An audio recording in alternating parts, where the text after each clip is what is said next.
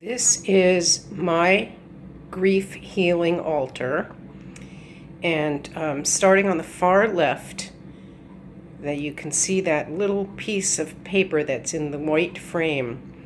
That is a page, a little torn page from the Bible that blew into my garden on the wind during the Santa Rosa fires.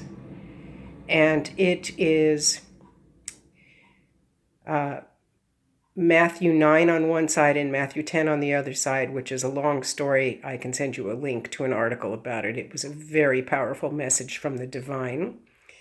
The little gold pottle here, that is my son's ashes, and that's a picture of my son.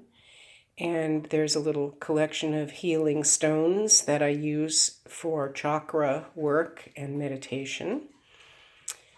There are two candles. Both of them have significance. One was given to me by an important shamanism teacher of mine, and the little colorful one on the right was given to me by my son's hospice nurse.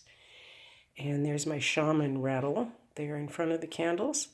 And this little beautiful white statue of an angel was actually made by my son in school when he was about 6 years old.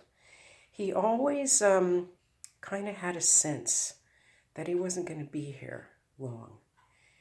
So these are the things that are on my altar right now. They change periodically depending on what I'm working on.